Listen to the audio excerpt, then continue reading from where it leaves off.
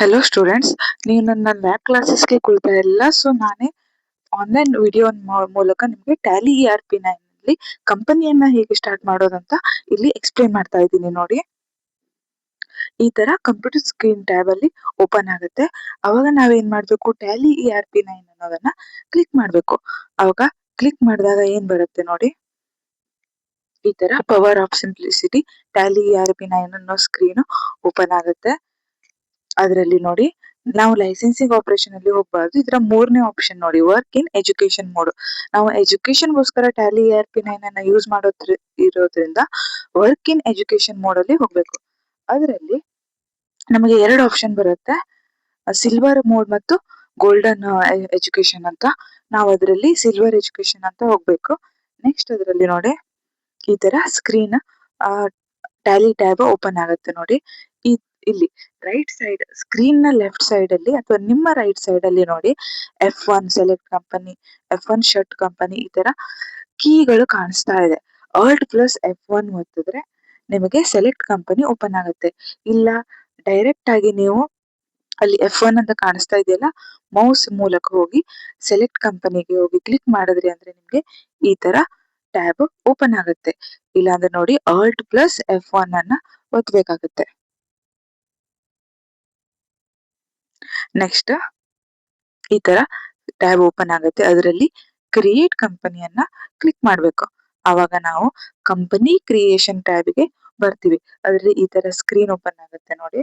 ಅದರಲ್ಲಿ ನಮಗೆ ಏನ್ ಇನ್ಫಾರ್ಮೇಶನ್ ಕೊಟ್ಟಿರ್ತಾರೆ, ಒಂದು ಕಂಪನಿಯ ಬಗ್ಗೆ ಒಂದಿಷ್ಟು ಸೇಲ್ಸ್ ಆಗಿದೆ, ಪರ್ಚೇಸ್ ಆಗಿದೆ ಅಂತ ಒಂದಿಷ್ಟು ಇನ್ಫಾರ್ಮೇಶನ್ ಅನ್ನ ಕೊಟ್ಟಿರ್ತಾರಲ್ವಾ. ಅದರಲ್ಲಿ ಸ್ಟಾರ್ಟಿಂಗ್ ಅಲ್ಲಿ ಕಂಪನಿ ನೇಮ್ ಮತ್ತು ಕಂಪನಿ ಫೈನಾನ್ಷಿಯಲ್ ಇಯರ್ ಅನ್ನ ಕೊಟ್ಟಿರ್ತಾರೆ. ಅಷ್ಟರ ಮೂಲಕನೇ ನಾವು ಒಂದು ಕಂಪನಿ ಕ್ರಿಯೇಷನ್ ಮಾಡಬೇಕಾಗುತ್ತೆ. ಎಕ್ಸಾಂಪಲ್, ಒಂದು ವಿಶಾಲ್ ಟ್ರೇಡರ್ಸ್ ಕಂಪನಿ ಅಥವಾ ಯಾವ್ದಾದ್ರು XYZ ಕಂಪನಿ ಫೈನಾನ್ಷಿಯಲ್ ಇಯರ್ 2025 ಅಂತ ಕೊಟ್ಟಿದ್ರು ಅಂತ ಇಟ್ಕೊಳ್ಳಿ, 25-26 ಅಂತ. ಅಷ್ಟನ್ನ ಇಟ್ಕೊಂಡು ನಾವು ಕಂಪನಿ ಹೆಸರು XYZ ಲಿಮಿಟೆಡ್, ಮೇಲಿಂಗ್ ನೇಮ್ ಅಂದ್ರೆ company name, full name XYZ limited ಅಂತಾನೆ ಸೇಮ್ ಬರುತ್ತೆ. ಅಡ್ರೆಸ್ ಕೊಟ್ಟಿದ್ರೆ ಅದನ್ನ ಹಾಕೋದು, ಕೊಟ್ಟಿಲ್ಲ ಅಂದ್ರೆ ನೀವು ಓನ್ ಆಗಿ ಹಾಕ್ಬೇಕಾಗತ್ತೆ ಕ್ರಿಯೇಟ್ ಮಾಡ್ಬೇಕಾದ್ರೆ. ನೋಡಿ, ಈ ತರ ಇದರಲ್ಲಿ ಹಿಮಾಂಶು ಲಿಮಿಟೆಡ್ ಅಂತ ಹಾಕಿದ್ವಿ ನಾವು. ನೆಕ್ಸ್ಟ್ ಮೇಲಿಂಗ್ ಅಡ್ರೆಸ್ ಸೇಮ್ ಬರುತ್ತೆ. ಅಡ್ರೆಸ್ ಅಲ್ಲಿ ನೀವು ಏನಂತ ಟೈಪ್ ಮಾಡ್ಬೇಕು, ಕೊಟ್ಟಿದ್ರೆ ಇಲ್ಲ, ಕೊಟ್ಟಿಲ್ಲ ಅಂದ್ರೆ. ಕಂಟ್ರಿ ಇಂಡಿಯಾ ಇರುತ್ತೆ ಆಟೋಮೆಟಿಕಲಿ. ಸ್ಟೇಟ್ ನೀವು ಸೆಲೆಕ್ಟ್ ಮಾಡ್ಬೇಕಾಗತ್ತೆ. ನೋಡಿ, ಕರ್ನಾಟಕ ಇದೆ, KA ಅಂತ ಟೈಪ್ ಮಾಡಿದ್ರೆ ಸಾಕು, ಆಟೋಮೆಟಿಕಲಿ ಕರ್ನಾಟಕ ಇರೋ ಆಪ್ಷನ್ ಅಲ್ಲಿ ಬರುತ್ತೆ. ನೆಕ್ಸ್ಟ್ ಫೋನ್ ನಂಬರ್ ನಿಮಗೆ ಸಂಬಂಧಿಸಿದ ಹಾಕಿ.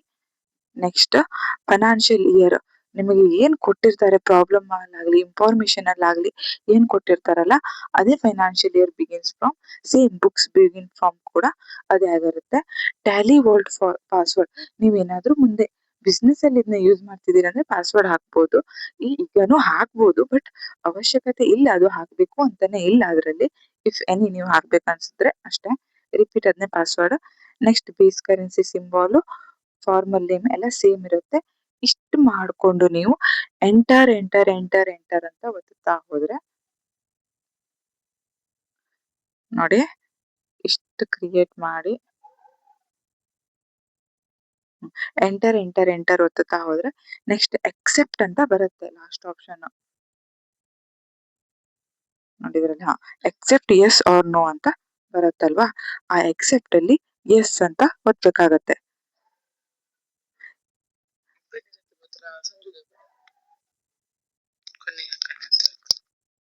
ನೆಕ್ಸ್ಟ್ ಇನ್ನೊಳ್ಳಿ ಕಂಪನಿ ಕ್ರಿಯೇಟ್ ಆಯ್ತು ನಮಗೆ.